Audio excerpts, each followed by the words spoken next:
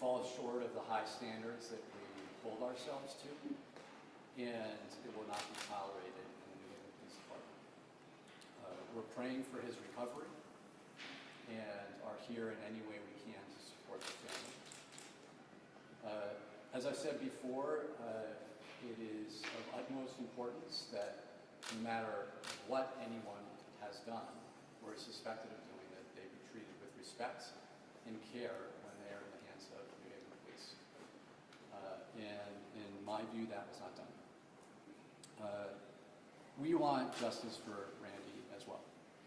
And that's why we are doing everything we can to ensure accountability and transparency for the Cox family, for Randy, and for the public. I just want to go over the things that we have done to date to respond to this incident. We've put all 5 officers that were involved on leave. We've alerted the public within 24 hours of the incident occurring. We have released videos, all the videos that cover the entire length of the incident within 48 hours of the incident occurring, as fast as we could, because we need to review and redact information from those videos. The NHPD opened an internal affairs investigation. We reached out and communicated with the state police and the inspector general and the state's attorney. The state is now, as you know, leading an investigation, and the New Haven Police Department is fully cooperating with that investigation. And once that investigation is complete, the New Haven Police will continue to pursue the internal affairs investigation. We've taken transport vehicles offline as we work to develop standard operating procedures and training for those vehicles. And in the meantime, any transport of any prisoner will be in the back of a police cruiser. Our current standard operating procedure is that individuals in the back of police cruisers are required to have the seatbelt fastened. And we're also looking to implement ABLE training, active bystander for law enforcement training. This is a program by Georgetown University that is nationally renowned, that trains officers, gives them more tools to intervene when they see another officer that may not be making the best decision. A couple of things I wanted to clarify that were discussed earlier. We've released the videos that cover the entire incident. There was a reference earlier on that there were some videos that were not released to the public. We have released all of the videos to the public, including a portion of the entire body camera from Officer Diaz, from when he started driving the vehicle to the detention center. If there is any other information that comes available to us, we prioritize transparency because it's the right thing to do, and we think it's very, very important. We will release that information. We've also spoken with Mr. Cox's mother. I called her shortly after I became aware of the incident. We invited Mr. Cox's mother to the police station, and she came and watched the video prior to the press conference where we released the videos publicly, because we felt that it was important for her to have that opportunity to view the videos in advance. We spoke with Mr. Cox's mother at that event. I followed up with Mr. Cox's mother the next day. Mr. Cox's mother's attorney reached out to us to say that she needed some space, and we want to respect that space. We are very, very open to supporting the family in any way we can and stand ready to do that, but we also want to be very respectful of the family and give space where that space is needed. And I want to just finish before I hand it over to Acting Chief Rush-Kittle by saying, as mayor of the city, I think it's crucial that we share the facts, we are open, we are transparent, we acknowledge that while we have done much work to improve public safety in our city, there's more work that we need to do. And we are committed to doing this work. So I will hand it over to Acting Chief Rush-Kittle. Thank you, Mayor. Good afternoon. Please allow me to reiterate what we have previously released. The media was brought in and briefed on what occurred within 12 hours after both me and Assistant Chief Jacobson were notified of the incident involving Mr. Cox. With being transparent to the New Haven community and all others in the forefront of what had occurred. The New Haven Police Department released videos pertaining to the arrest, transport, and handling of Mr. Cox in approximately 32 hours of the administration being alerted to the incident.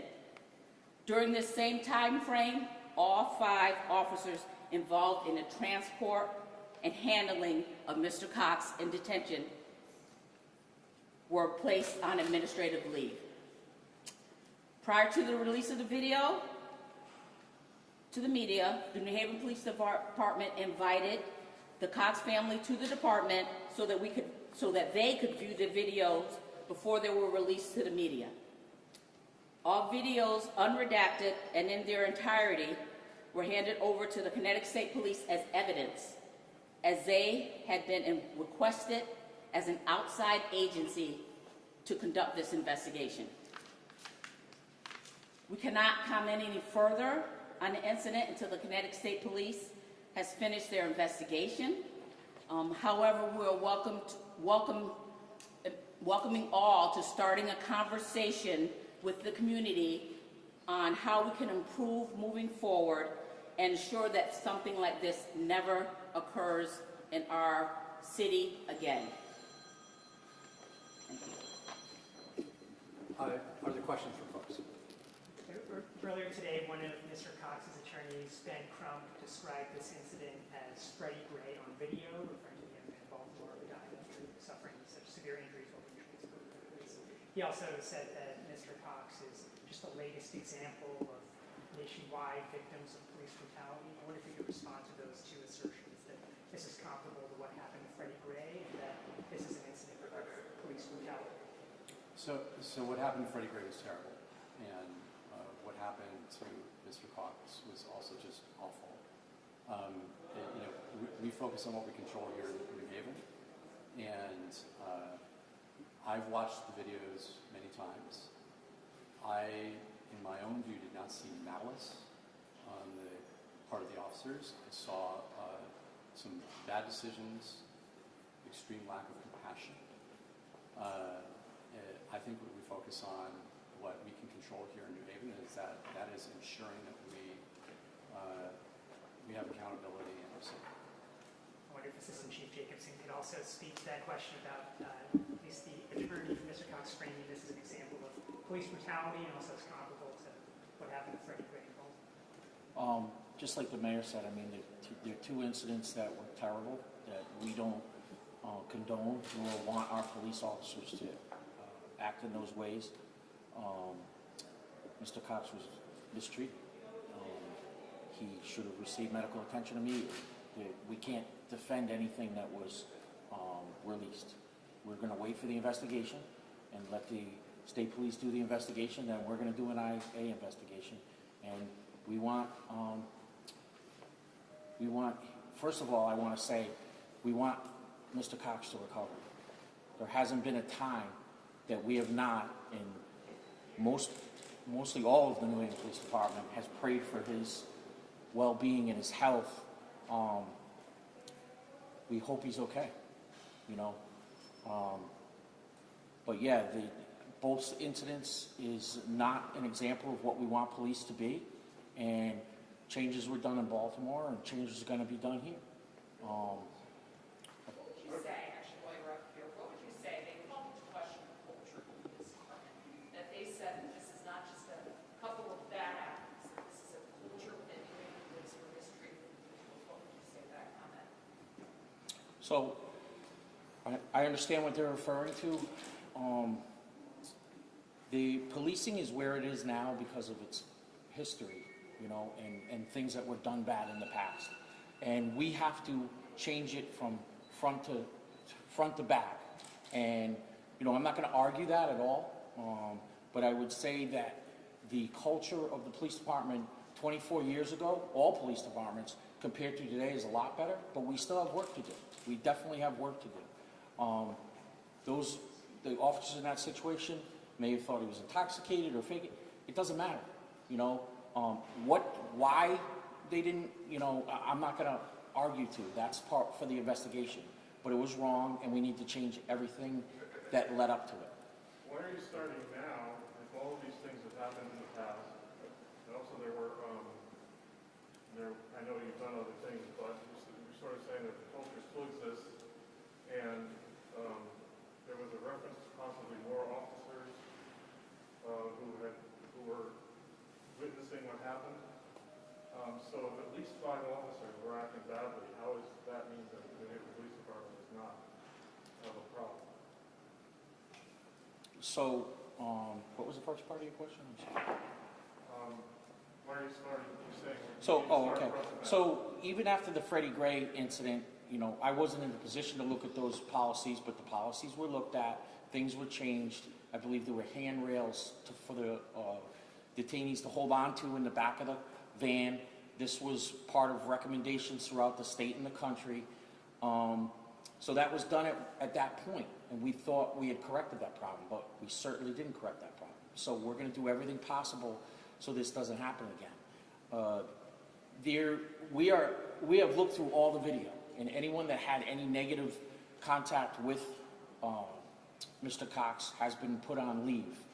If us or the state police, who now have the video, find anyone else that comes in contact with him and is negligent or whatever the case may be, they'll also be put out. But we haven't found anyone else that had interaction or anyone that was there for the incident. Yeah, if I can respond. We're not starting now. We're not starting now, and that is not to say that we don't have more work to do. We clearly have more work to do. I don't think that we have a culture in the New Haven Police Department of police brutality. We've had incidents, and we have held those officers accountable. From my view of those videos, policing is hierarchical in a way where we need to ensure that we're empowering more officers to have the tools that they need and the culture to say to another officer, even if it may be an officer that oversees them, hang on, are we doing the right thing here? And I think that we clearly, in this incident, have more work to do there. That's the ABLE training that I referenced earlier is very specific to those types of incidents. We have done a lot of work over these past several years since George Floyd's murder to implement new training, de-escalation training. We have a police class that's graduating next week that will be the first class that has received ICAT training, which is specific to de-escalation. I've appointed 2 nationally renowned experts in police reform to the Police Commission. We're working very hard to get a crisis response team, City Compass, up and running to rethink how we do public safety. We've created an Office of Community Resilience to intertwine the many, many challenges that historically police officers in recent years have had to confront without the proper tools around individuals experiencing homelessness, substance use. We've done a lot of work. We have more work to do, but we're not starting from scratch. And this is not something where, people talk about a culture. There are many different individuals coming from many different backgrounds in the police department. We work very, very hard to ensure accountability, ensure community policing is one where we prioritize compassion. But that is not something where one snaps our fingers and changes the culture. It is a long, long journey, and we are committed to doing that work. I have a clarification question. I understood that 2 of the officers were moved in leave and 3 were moved to other departments, so now all 5. Yeah. So initially 2 officers were put on administrative leave, Officer Segui and Officer Diaz.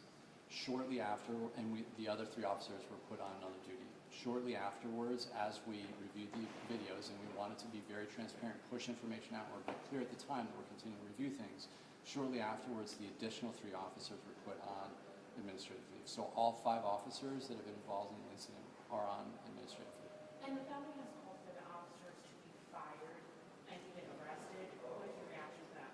We need to have the investigation take its course. The state police are conducting a criminal investigation, and we need to allow that to take its course.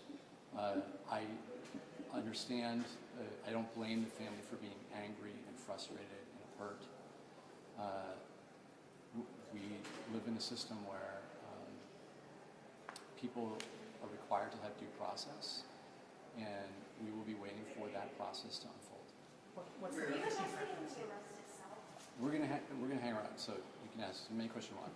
Go ahead. Are you investigating the arrest itself? Because you said that he was initially arrested because police believed that he was a convicted felon with a gun, but it turns out that he was not ever actually convicted of felony. So can you speak to why he was ever arrested in the first place? Yeah, so his charges also include criminal possession of a firearm. Even if you're not a convicted felon, you can't carry a firearm, but he was a convicted felon, so he was arrested for the criminal possession of a firearm. But that doesn't matter. It doesn't matter if he's a felon or not. What the issue is what the officers did afterwards, and we're investigating that, or the state police are investigating that. The court records don't show a felony conviction, and the lawyers say he's never been convicted of a felony. Where do you get that he's a convicted felon from?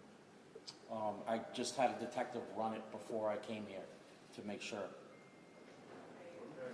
They didn't. Pretty steadfast in that today. Okay. An online court record? It's not, court records don't show a felony. Chief, President of the Assembly, I'm here on the camera, and I have 2 black boys that you were here. And I think as I talk to my constituents, and they're looking for accountability, and then the mayor touched on the due process, and we're talking about leadership here. So I want to look to you guys. You got kids, you have families. How are you going to handle this as leaders? Well, we're not going to tolerate it. If the investigation reveals arrest, they'll be arrested, and then we'll take the next stage of that investigation, which will be an internal affairs investigation. It's troubling what happened, and we're going to make sure that there's that this is taken care of, that this is investigated, this is fully investigated. If there is an arrest, that will take place. We have arrested New Haven officers in the past, and we'll do it again. And then after that arrest process, there is a process of firing, but it's too early to tell. The state police has everything. They're doing the investigation, and I don't want to say anything that would taint it as well. But yeah, I'm very troubled by it. I have kids. Back to the convicted felon situation, even if he wasn't a convicted felon, he still can't possess a firearm, so he still would have been arrested and transported. But I will look into that. Mayor, I have a question. You said that the officers that are coming out of the academy is going to have more training. And so, again, do you think that it's just at this training place? Do you think training is going to change the behavior or the things that are going on in the department? Because, again, as far as I know, New Haven has great training when it comes down to de-escalation. But this is a place of humanity.